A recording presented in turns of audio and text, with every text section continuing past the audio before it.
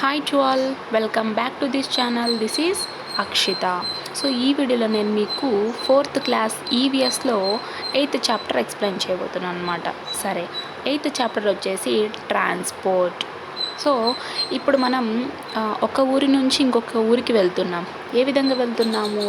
సైకిల్లో, లేదంటే బైక్లో, లేదంటే బస్సులో, ట్రైన్లో, లేదంటే ఏరోప్లేన్లో, ఈ విధంగా వెళ్తున్నాం కదా.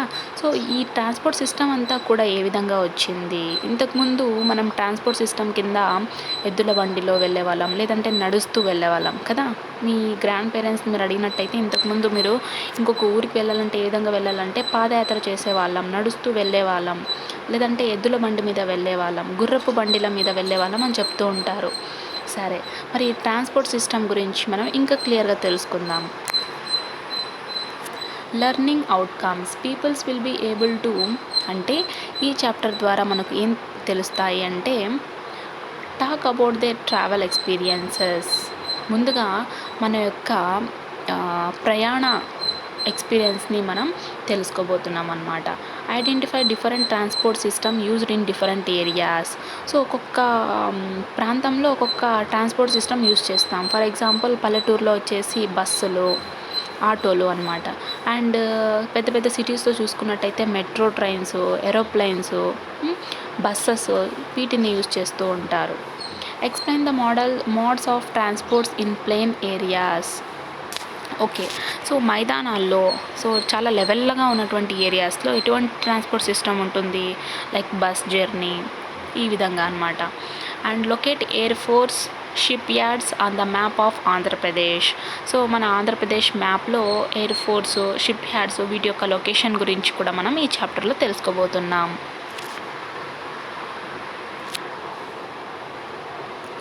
Ajit and Manu are friends. Manu lives in Kurnool.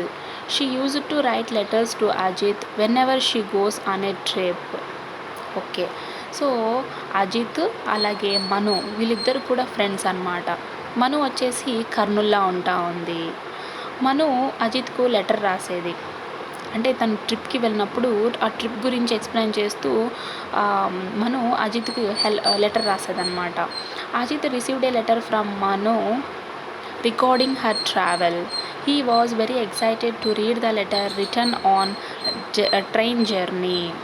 ఇక అజిత్ వచ్చేసి మను నుంచి వచ్చినటువంటి లెటర్ని తీసుకొని తన ట్రావెల్కి సంబంధించినటువంటి ఇన్ఫర్మేషన్ అంతా కూడా ఆ లెటర్ రాసి ఉంటుంది కదా, తను చదువుతాడనమాట. అండ్ ఆ లెటర్ చదవగానే ఆ ట్రైన్ జర్నీకి సంబంధించినటువంటి ఇన్ఫర్మేషన్ తెలుసుకొని చాలా ఎక్సైటెడ్, హ్యాపీ అవుతాడు. Let has read the letter written by Manu recording her trip. సరే, ఇప్పుడు మను అజిత్కు లెటర్లో ఏం రాసిందో తన ట్రిప్ గురించి చూద్దామా మరి? Okay. Hi Ajit, this is Manu. I want to share my exciting journey with you. Okay, so Manu ఏం రాసిందంట? హాయ్ అజిత్, నేను మనుని. నేను ఒక జర్నీ చేశాను, ఆ జర్నీ గురించి నేను ఇప్పుడు నీకు షేర్ చేయాలనుకుంటున్నా. We started from home and reached the railway station by an auto.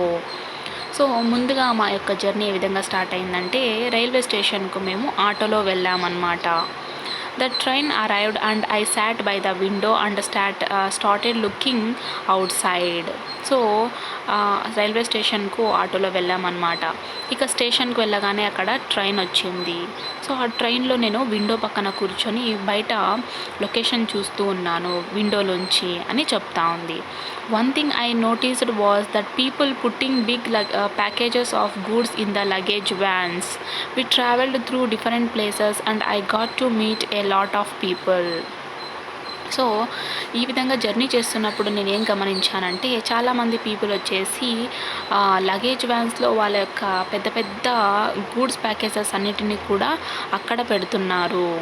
అదేవిధంగా మేము డిఫరెంట్ ప్లేసెస్కు వెళ్ళాము, అక్కడ డిఫరెంట్ పీపుల్ని నేను మీట్ అయ్యాను అని మను అజిత్కు లెటర్లో తెలియజేసిందనమాట. అండ్ మీరు కూడా మీ ఫ్రెండ్స్కు లెటర్ రాస్తూ ఉంటారు. నేను తిరుపతికి వెళ్ళాను, అండ్ నెక్స్ట్ లేదంటే కర్ణాటకలో మైసూర్ ప్యాలెస్కి వెళ్ళాను, ఈ విధంగా మీరు చెప్తూ ఉంటారు. చార్మినార్ చూసి వచ్చాను కదా. సో డిఫరెంట్ ప్లేసెస్ గురించి మీ ఫ్రెండ్స్కు చెప్తూ ఉంటారు మీరు కూడా కదా. Yes, is the same means of transportation useful for people and goods? అంటే ఇక్కడ ట్రాన్స్పోర్టేషన్ అనేది గూడ్స్కు అంటే ఒక్కొక్క ప్లేస్ నుంచి ఇంకొక ప్లేస్కి గూడ్స్ని తరలించడానికి కావచ్చు, లేదంటే పీపుల్ జర్నీ చేయడానికి కావచ్చు. ట్రాన్స్పోర్టేషన్ ఏ విధంగా వర్క్ చేస్తూ ఉంది? ఓకే, మరి తెలుసుకుందాం. What is transportation? ముందుగా ట్రాన్స్పోర్టేషన్ అంటే ఏంటి? The movement of people and goods from one place to another by land, water or air is called transportation.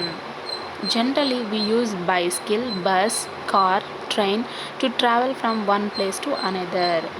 Okay, so ఇక్కడ ట్రాన్స్పోర్టేషన్ అంటే ఏంటి అంటే ల్యాండ్ ద్వారా కావచ్చు, లేదంటే వాటర్ ద్వారా కావచ్చు, లేదంటే ఎయిర్ ద్వారా కావచ్చు. సో ఈ మూడిటి ద్వారా మనం ఒక ప్లేస్ నుంచి ఇంకొక ప్లేస్కి వెళ్ళడం అండ్ కొన్ని గూడ్స్ని ఒక ప్లేస్ నుంచి ఇంకొక గూడ్స్కి తరలించడం, దీన్నే మనం ట్రాన్స్పోర్టేషన్ అంటాం అన్నమాట. ఓకే, సో మనం ఒక చోటు నుంచి ఇంకొక చోటుకి వెళ్ళడానికి సైకిల్ని, బస్సెస్ని, కార్ని, ట్రైన్ని యూజ్ చేస్తూ ఉంటాం. Right now, let us imagine how our transport system works around us. సరే, ఇప్పుడు మనం ఉంటున్నటువంటి మన యొక్క సరౌండింగ్లో ట్రాన్స్పోర్ట్ సిస్టమ్ ఏ విధంగా వర్క్ అవుతుందో తెలుసుకుందామా? ఓకే, ఫస్ట్ ముందుగా మనం ఊహించుకుందాం. Life becomes miserable in the absence of transport system, isn't it? ఇప్పుడు మనకు ట్రాన్స్పోర్ట్ సిస్టమ్ లేకున్నట్టయితే మన లైఫ్ ఎలా ఉంటుంది? మూవ్ అవుతుందా అంటే నో. సో చాలా స్లో ప్రాసెస్ అన్నమాట. ఇప్పుడు మనం ఫలానా లొకేషన్లో వర్క్ చేస్తూ ఉంటాం, లేదా నేను ఒక టీచర్ని కాబట్టి నేను ఒక స్కూల్లో వర్క్ చేస్తూ ఉంటానమ్మా. అండ్ నేను స్కూల్కి వెళ్ళాలంటే, అంటే మీకు వచ్చి నేను ఎక్స్ప్లెయిన్ చేయాలన్నా, టీచింగ్ చేయాలన్నా కూడా నేను మీకు మా ఇంటి దగ్గర నుంచి మీ స్కూల్కి రావడానికి దగ్గర ఒక 10 కిలోమీటర్స్ ఉంటుంది అనుకుందాం. సో ఈ 10 కిలోమీటర్స్ నేను నడుచుకుంటూ రావాలంటే నైట్ బయలుదేరితే మీకు మార్నింగ్ ఉంటా. ఒకవేళ ఈ ట్రాన్స్పోర్ట్ సిస్టమ్ ఉన్నట్టయితే, ఒక సైకిల్, ఒక బస్సు, ఒక లారీ, ఒక ట్రైను, ఈ విధంగా ఉన్నట్టయితే నేను మీ దగ్గరికి ఈజీగా వస్తాను కదా. సో చాలా తొందరగా రావచ్చు, తొందరగా ఇంటికి వెళ్ళొచ్చు. Yes, transportation keeps us comfortable. It is even more surprising to see how the transportation connects one another. Okay, ఇప్పుడు నేను మీకు 10 కిలోమీటర్స్ దూరంలో ఉన్నాను. నేను మీకు ఇప్పుడు వచ్చి టీచ్ చేయాలి. ఇప్పుడు నా పీరియడ్ ఇది. ఇంకా నెక్స్ట్ 1 అవర్లో నాకు పీరియడ్ వస్తుంది. నేను మీకు ఆ పీరియడ్లో వచ్చి ఎక్స్ప్లెయిన్ చేయాలి. సో అప్పుడు నేను మీకు అక్కడికి రావాలంటే బై వాక్ సరిపోతుందా? నో. సో ఈ విధంగా మనం ట్రాన్స్పోర్ట్ సిస్టమ్ని యూజ్ చేసుకోవడం వల్ల చాలా ఫాస్ట్గా రావచ్చు. Okay,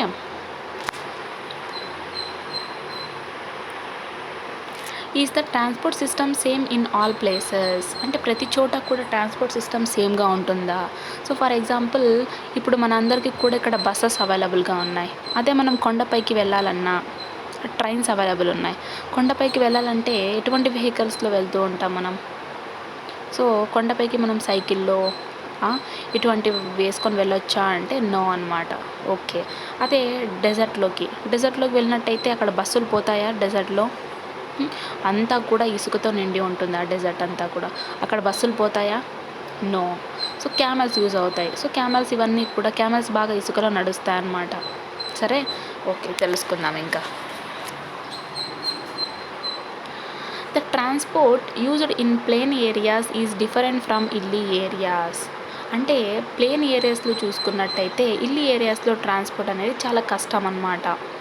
the means of transport is based on the physical conditions of the place. So ఇప్పుడు చాలా ప్లేన్ ఏరియాస్లో మనకు రోడ్డు బాగుంటుంది, ఎగుడు దిగుడు లేకుండా బాగుంటుంది అనమాట. ఆటోమేటిక్గా ట్రాన్స్పోర్ట్ బాగుంటుంది.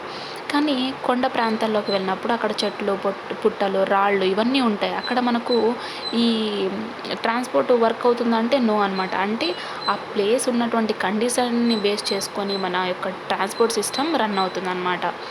ఇప్పుడు కొండల్లో కొన్ని మంచి ప్లేసెస్ ఉంటాయి, లేదంటే రోడ్లు వేసి ఉంటారు. అటువంటి సిస్టంలో మనం ట్రాన్స్పోర్ట్ సిస్టమ్ని యూజ్ చేసుకోవచ్చు. కానీ కొన్ని కొండల్లో పుట్టలు, రాళ్ళు ఇవన్నీ ఉంటాయి. ఇటువంటి సిచ్యువేషన్లో మనం వెళ్ళలేము అనమాట, ట్రాన్స్పోర్టేషన్ని యూజ్ చేసుకోలేము. Thus, we see that the means of transport used in the hilly regions, forest, deserts, water or snow is entirely different. The means of transport is also different in urban and rural areas. So transport అనేది ఒక్కొక్క ఏరియాలో ఒక్కొక్కలా ఉంటుందన్నమాట. అంటే కొండ ప్రాంతాల్లో ఇంకొక transport system, అడవుల్లో, ఎడారిలో లేదంటే స్నో ఈ విధంగా బేస్ చేసుకొని డిఫరెంట్ ట్రాన్స్పోర్ట్ సిస్టమ్ని యూజ్ చేసుకుంటూ ఉంటాం. ఇక అదేవిధంగా సిటీస్లో అలాగే రూరల్ ఏరియాస్లో అంటే గ్రామీణ ప్రాంతాల్లో ట్రాన్స్పోర్ట్ అనేది డిఫరెంట్గా ఉంటుందన్నమాట. Transport in plain areas, look at the following pictures. సరే, సో ప్లేన్ ఏరియాస్లో అంటే ఎగుడు దిగుడు లేకుండా మైదానంగా ఉన్నటువంటి ప్లేన్ ఏరియాస్లో ట్రాన్స్పోర్ట్ సిస్టమ్ గురించి తెలుసుకుందాం. ఇక్కడ ముందుగా పిక్చర్స్ ఇచ్చారు. సో ఫస్ట్ పిక్చర్ వచ్చేసి సైకిల్, సెకండ్ వచ్చేసి bike, car, bus. Where do these vehicles move? So ఈ వెహికల్స్ అన్నీ కూడా ఎక్కడ మూవ్ అవుతాయి? రోడ్డు మీద, right. The vehicles like cycle, bike, car, lorry, bus, etc. move on the road. Okay, road మీదనే కదా. ఎస్.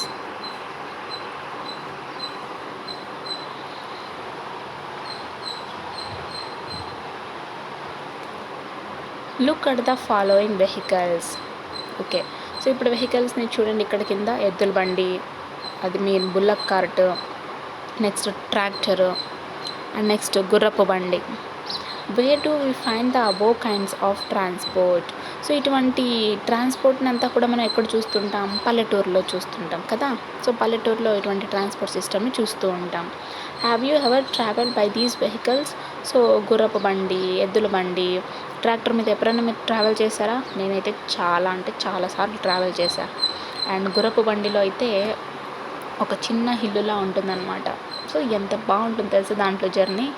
అండ్ అది గుర్రం వెళ్తూ ఉంటే టక్ టక్ టక్ అని సౌండ్ వస్తూ ఉంటుంది. చాలా మంచి జర్నీ అనమాట గుర్రపు బండిలో.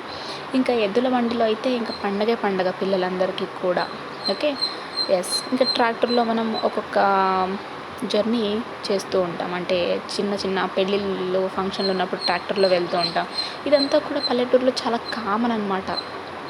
నాకైతే చాలా ఇష్టం ఈ ట్రాన్స్పోర్ట్ సిస్టమ్. మెట్రో ట్రైన్స్, ఈ బస్సెస్, ఆర్టీసీ బస్సులు వీటన్నింటిలో వెళ్ళడం కన్నా ఈ ఎద్దుల బండి, గుర్రపు బండి, ట్రాక్టర్లో వెళ్ళడం అంటే నాకు చాలా ఇష్టం. చిన్నప్పటి నుంచి నేను వీటినే ప్రిఫర్ చేస్తాను అనమాట అమ్మమ్మ వాళ్ళ ఇంటికి వెళ్ళినప్పుడు. Where do we find the above kinds of transport? ఇవన్నీ కూడా మనం పల్లెటూరులో చూస్తూ ఉంటాం కదా. Yes. Have you ever travel by these vehicles? మీరంతా ఎప్పుడన్నా ఇటువంటి వెహికల్స్లో వెళ్ళారా? ఎవరైనా వెళ్ళినట్టయితే కామెంట్ సెక్షన్లో ఎస్ అనే టైప్ చేయండి. In rural areas where there is no proper road facilities, villages use bullock carts, tractors, horse buggies or tangas to travel from their village to nearest towns.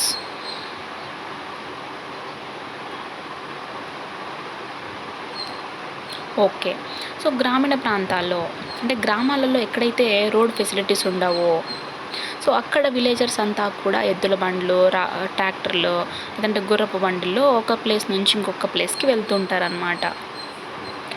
Transport in hilly areas. So కొండ ప్రాంతాల్లో transport గురించి తెలుసుకుందాం మరి. In hilly areas people travel on footpaths only. Animals like donkey and horses are used to transport goods in these areas. We can see this type of transport at Araku in Visakhapatnam district of Andhra Pradesh. Nowadays, the ropeway is also used as a way of transport in the hilly areas. Okay, so కొండ ప్రాంతాల్లో మనం travel చేయాలంటే only footpath ద్వారా అని చెప్పుకోవచ్చు. అంటే నడుస్తూ వెళ్ళొచ్చు. అదేవిధంగా అనిమల్స్ అంటే డాంకీస్ని, హార్సెస్ని కూడా ఇటువంటి కొండ ప్రాంతాల్లో గూడ్స్ని ట్రాన్స్పోర్ట్ చేయడానికి యూజ్ చేస్తారు, డాంకీస్ని, హార్సెస్ని. సో అలాగే మనం ఆంధ్రప్రదేశ్లో అంటే మన ఆంధ్రప్రదేశ్లో ఉన్నటువంటి విశాఖపట్నం డిస్టిక్లో అరకు ఉందన్నమాట. సో ఈ అరకులో ట్రాన్స్పోర్ట్ని మనం చూసినట్టయితే రోప్వే కూడా ఒక ట్రాన్స్పోర్ట్ అని చెప్పుకోవచ్చు.